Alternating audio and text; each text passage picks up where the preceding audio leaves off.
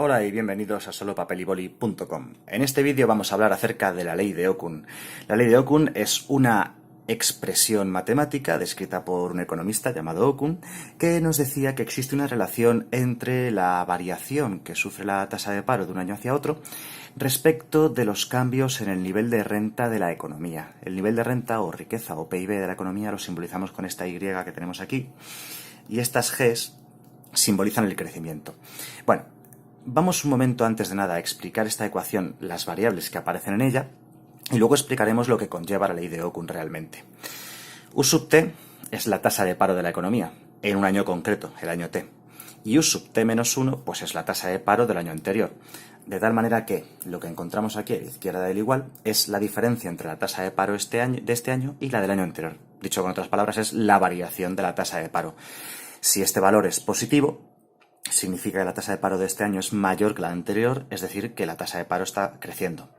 Si esto fuese negativo, significaría que la tasa de paro del año pasado fue mayor que la de este año, es decir, que la tasa de paro se está reduciendo, ¿no? Bien, a la derecha del igual tenemos aquí primero un parámetro beta. Este parámetro beta es un parámetro que se estima econométricamente, normalmente, y que se llama coeficiente de Okun, y es solamente un parámetro que marca la proporción entre esto y esto, ¿vale? Simplemente es eso. Tiene una forma de calcularse, ¿vale? El parámetro beta se puede calcular como la productividad de los trabajadores del año anterior por la población activa del año anterior, partido la productividad de los trabajadores de este año por la población activa de este año. Es una forma de estimar dicho parámetro beta, además de econométricamente con estos datos. Bien, y luego dentro de este paréntesis lo que tenemos es el crecimiento del PIB. G, generalmente en macroeconomía se utiliza para simbolizar crecimiento, ¿no? Growth en inglés. Bueno, pues el crecimiento del PIB menos el crecimiento natural. Se le pone este gorro, hat, se suele decir en inglés también, este gorro a la variable para simbolizar que es el crecimiento natural de la economía, ¿vale? Esto aquí es el crecimiento natural o potencial. O sea, las economías unos años crecen más, otros años crecen menos, pero en media, a largo plazo, tienen un crecimiento, se suele decir, tendencial o potencial al que suelen tender.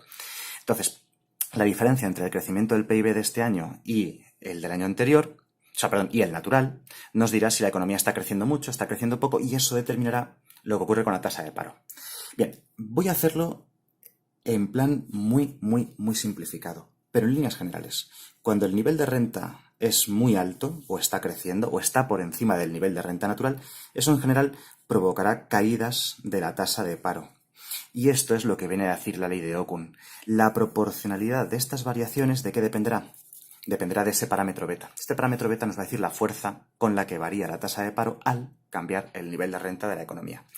En líneas generales, este parámetro beta suele ser un valor más pequeño que 1. Es decir, que a lo mejor si la renta se multiplicase por 10, la tasa de paro sufriría una proporción menor.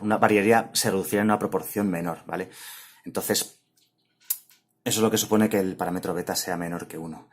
Y en líneas generales, cuando el PIB de la economía, la renta está bajando o es muy baja o está por debajo de este nivel de renta natural, en líneas generales, la tasa de paro de la economía suele aumentar.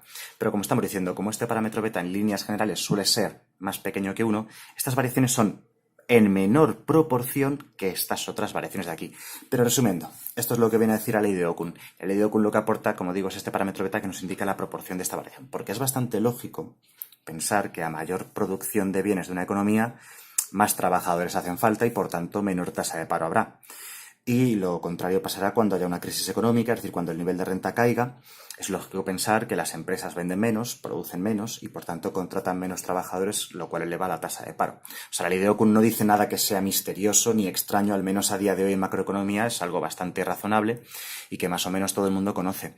Entonces, aquí solamente viene descrito mediante una ecuación y, como digo, quizás la clave de esto sea eso, la proporcionalidad, la forma de estimar este parámetro beta que determina la proporcionalidad de esa variación.